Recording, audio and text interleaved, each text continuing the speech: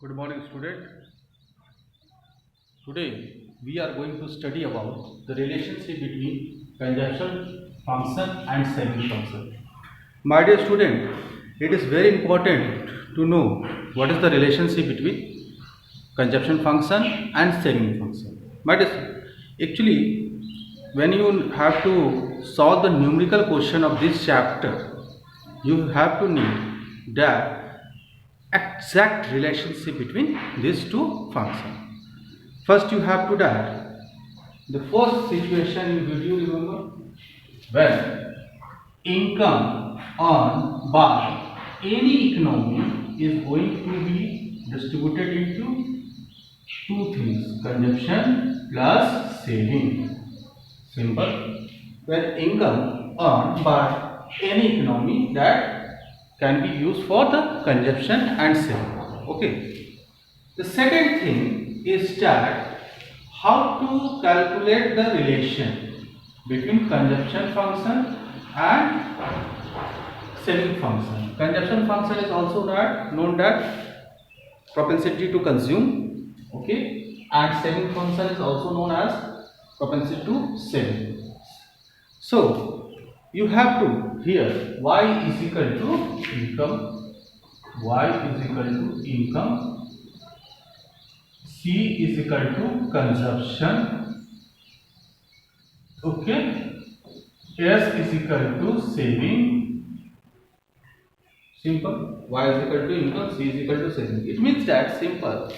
Whatever the economy earn the income is going to utilize either consumption and savings. So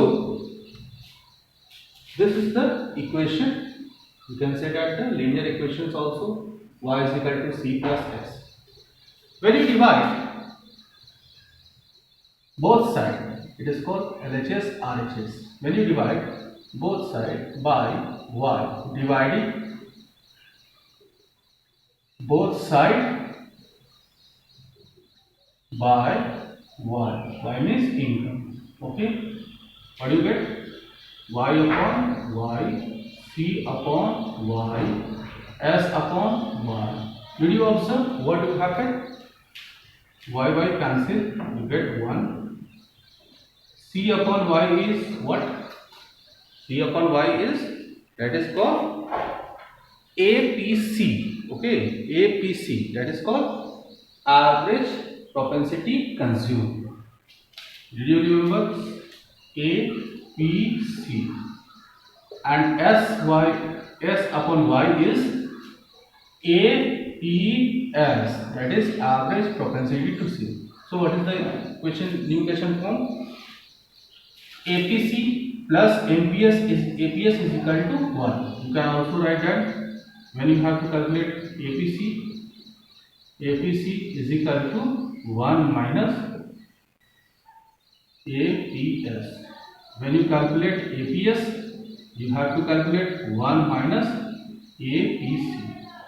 This is the simple formula, my dear student. Okay. When you have to calculate these two things, you need to calculate APC plus APS is equal to 1. With the help of this formula, you can calculate APC is equal to 1 minus APS. APS you can calculate 1 minus APC. Okay. Now we have to come to the consumption function. What is the consumption function? With the marginal propensity. Okay. So do you know what is the rule? Delta y is equal to, I am using this formula, delta C plus delta S. So delta y is equal to delta C plus delta S means what? That is, you are going to calculate. So now you have to dividing both sides by delta y. Okay, so what do you observe?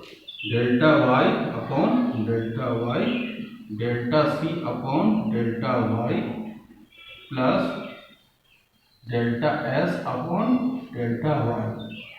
So this one will cancel, you get 1. 1 is equal to What is the delta C and delta upon? It is called MPC. Okay, here it is a simple plus delta S here, so MPS. So what you observe this formula, my dear student? Simple.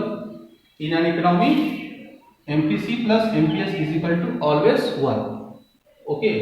Here also APC plus APS is equal to 1. In every economy, that it is a relation which is given by the economy. What is the relation? MPC plus MPS is equal to 1. On here, MPS plus APC is equal to 1. So you can also calculate, if you want to calculate MPC is equal to 1 minus MPS. If you want to calculate MPS, 1 minus MPC.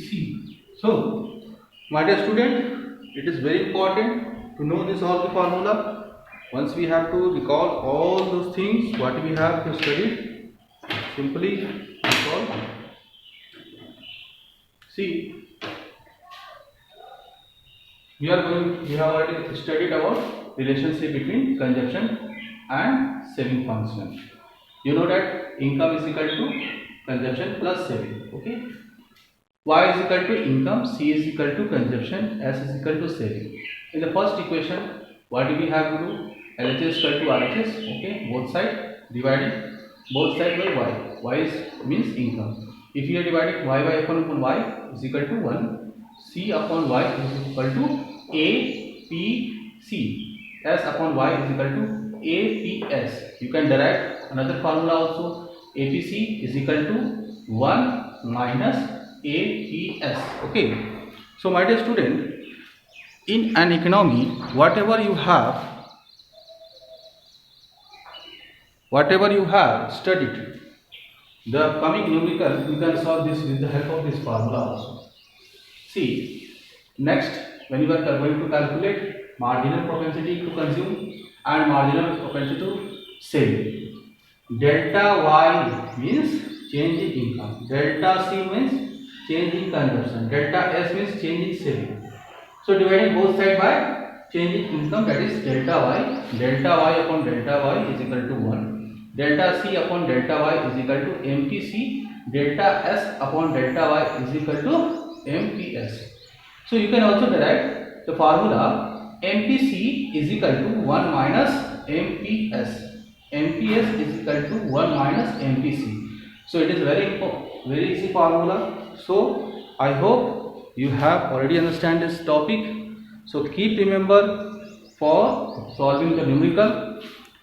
Okay, my dear student. Thank you.